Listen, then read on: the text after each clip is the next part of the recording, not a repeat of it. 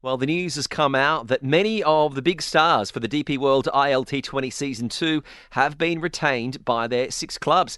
Now, those players do include Joe Root, Sunil Narine, Colin Munro, Chris Lynn, Shimron Hitmeyer, Trent Bolt, Dwayne Bravo, and we go through some of those details. The maximum total salary cap for Season 2 will be 2.5 million US, with a minimum spend of 1.5 million US. And to get more details about this, Neil, I think we are joined by one of the senior coaching members of the Desert Vipers. Well, that's right. Tom Moody, the legendary Australian, joins us. It's almost a year that we spoke to him last when we were setting up the Desert Premier League, when we were setting up the DP World ILT20 and talking to about Desert Vipers. Tom Moody had come into the studios. We had a chat with him. And now, for Season 2, retention plans have come out and Desert Vipers have retained as many as 12 players. Tom Moody joins us. Tom, welcome to TSB. It's good to be with you again. This is very, very exciting. Looking through some of the list of names that you have retained for the Desert Vipers. Top of the list, obviously, Alex Hales, Colin Munro. You've got Wanindu Hasaranga. You must be very excited with the lineup that you've been able to retain. We certainly are. It's always a challenging time, retention, because in an ideal world, particularly when you have a successful season, you reach finals, you don't quite get over the line and lift the trophy, but generally you have a consistent and a successful season. You want to try to keep some sort of core group together and some continuity, but it's also important to recognise that you need to be a little bit nimble and flexible, recognising there may be some good opportunities out there to secure some alternative talent to continue to grow as a unit. Well, I'll take your focus towards the UAE talent. We saw Rohan Mustafa opening for the Vipers and did considerably well. Ali Nasir, after what he did with the Vipers, went on to make his UAE debut and scored really well. Bowled also pretty well.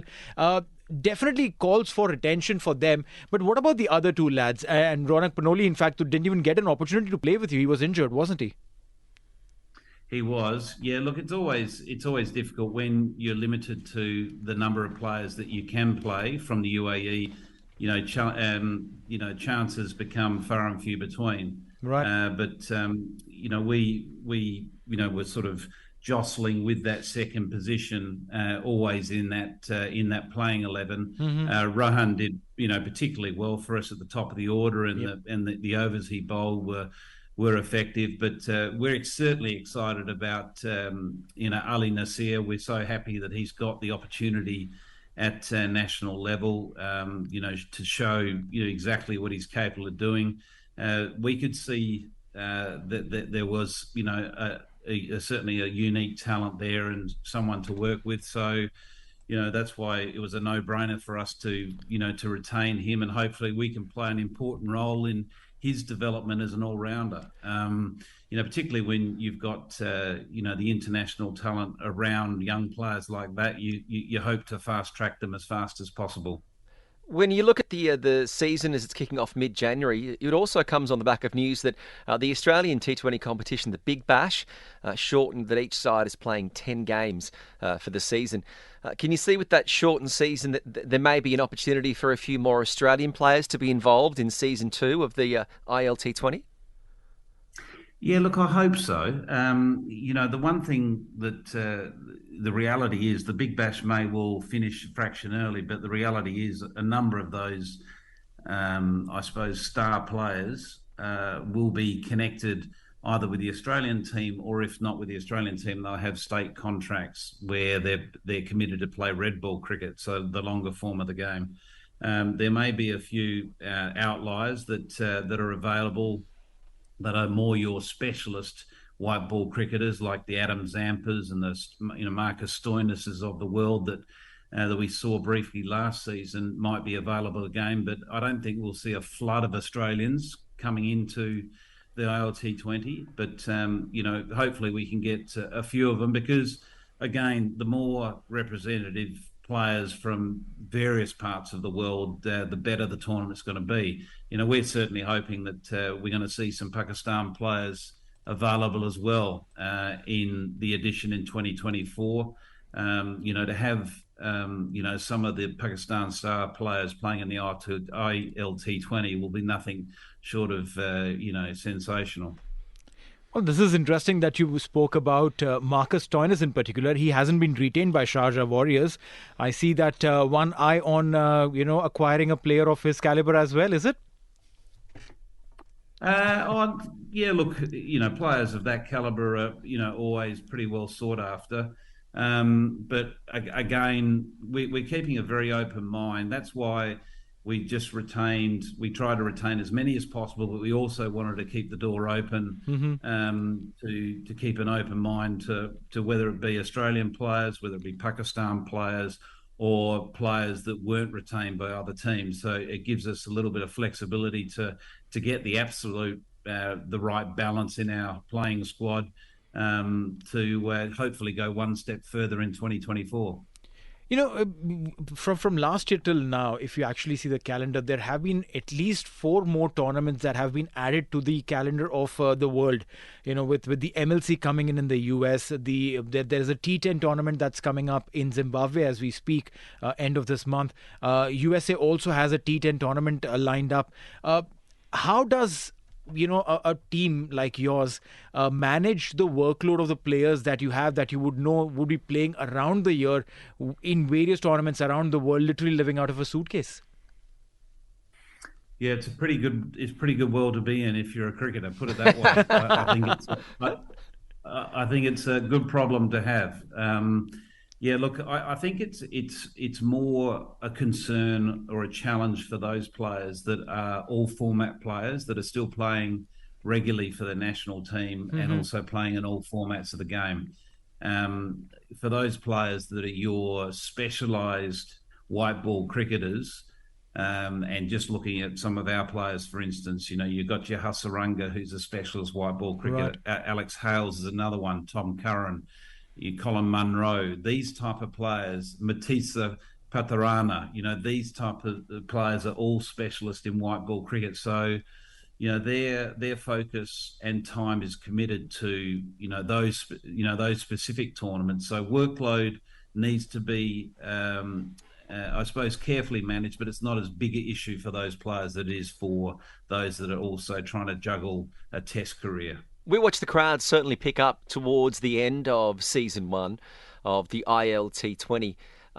Marketing-wise and publicity-wise, you must be excited that you're going to be able to work off a base to really try and build on that fan base and get some atmosphere into these stadiums where we know there's such a huge cricketing fan base. Yeah, well, that's so important. And well, I think, certainly from a franchise, we're just starting to scratch the surface with regards to building a fan base.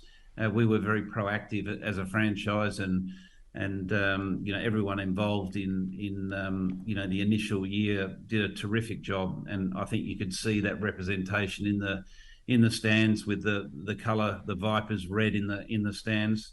But also, I think the league itself has learnt a lot in that first year with regards to what they need to implement and put in place to make sure that those cricket fans you're referring to have access to the stadium, have the ability to get to the games and get home, because there's an enormous cricketing community in the UAE, and if we can provide some box office entertainment at the various venues, well, they should be coming along and have access to it, and let's hope they're wearing red.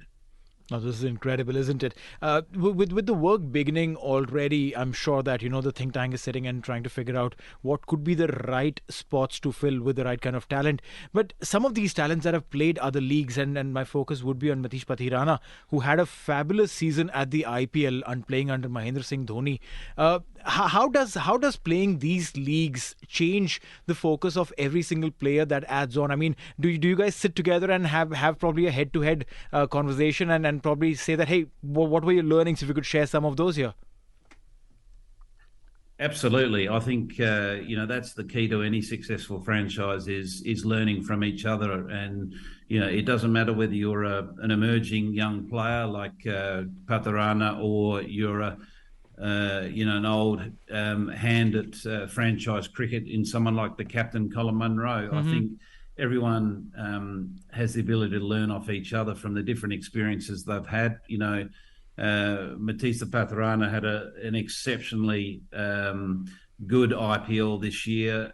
He had the pleasure of being under one of the greatest T20 captains of all time in MS Dhoni, and one of the best coaches of all time in Stephen Fleming. So he's picked up a lot of knowledge in that environment.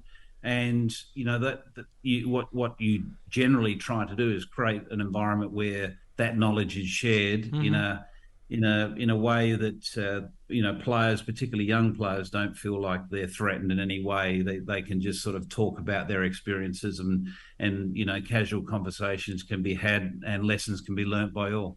You're one of the most successful coaches, with work in IPL.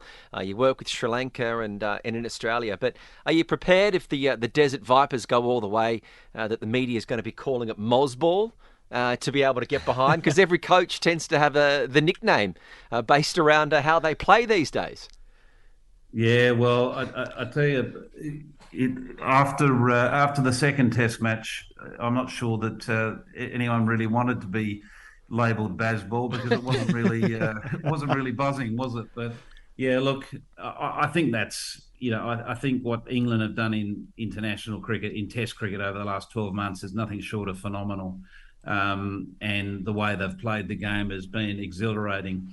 I think the Ashes, regardless of the approach that England have adopted of recent times in Test cricket, was always going to be box office watching for those cricketing fans out there. But to add that extra sort of spice to it, where you've got a team that's trying to revolutionise Test cricket, play it a different way, adds another layer of excitement. And I think, interesting enough, what we've seen, if anything, is just the Bazball phenomena just slow down slightly, because this Australian side is a pretty good side, and particularly it's a very strong bowling unit. So there's only so many teams and so many conditions that you can go out there and take the game on and score at a runner ball. They're not doing that at the Ashes at the moment, but what we're getting is some great entertainment. What would you do with the Australian side? You've been close to Cameron Green. Is a tall all-rounder like you from the same part of the world. Does he come back in? Would you look to reshuffle the side after Mitchell Marsh's success?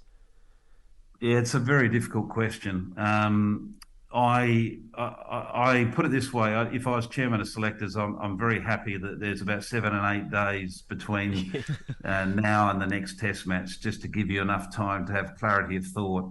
Because whatever decisions you make, you need to remember they're not sort of just knee-jerk reactions to a loss at Headingley firstly, but also knee-jerk reactions around just playing players out of position. So if you're suddenly thinking of, well, if David Warner's under pressure, can we play Green and Marsh in the same side? Yeah. And which one of the two can open the batting?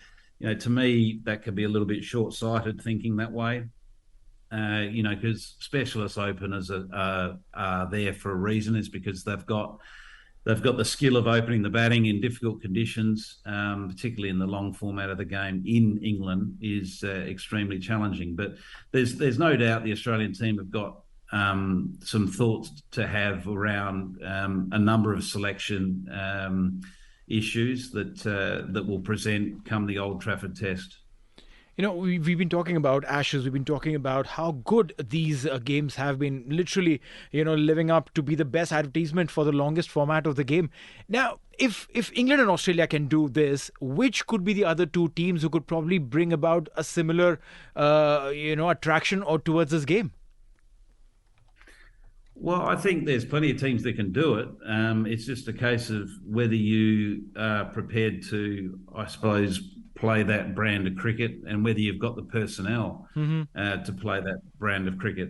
England, I suppose, in a unique time where they've been a very dominant white ball team for the last 4 or 5 years, right. Having won a World Cup and been very competitive in white ball cricket consistently over a long time, that they have really, I think, transformed their approach to Test cricket, from the attitude and the mindset of what's happening in white ball cricket. So they've taken advantage of players that already instinctively have that sort of aggressive mindset and skill base. Where you've got other teams that have more traditional type players that are going to go out there and bat in a traditional way regardless. And to be fair, England still have one of those players in their side who's arguably one of the best players in the world in Joe Root. And he's not, sort of falling into the trap of thinking he's got to hit every ball for 4 or 6 either. Well, Joe Root's one of the players we are looking forward to see line up as part of the DP World ILT20 Season 2. Tom Moody, you've been generous with your time. We do appreciate it, and we look forward to seeing the developments in the Desert Viper side in the lead up to Season 2. My pleasure, guys. Always good fun. All right, thank you so much. There is one of the greats, Tom Moody, the tall Australian all-rounder and cricket coach who was giving his insights on the player retention for the DP World T20 back January 2024 in the UAE. Desert Vipers look strong again. They've retained some big names. I think that's a fantastic call. They're retaining 12 players from the side that didn't do much wrong, reached the finals and probably missed out just by a whisker. I think when you have a team that's delivered, there's no need to change much. TSB talks about business on Talk.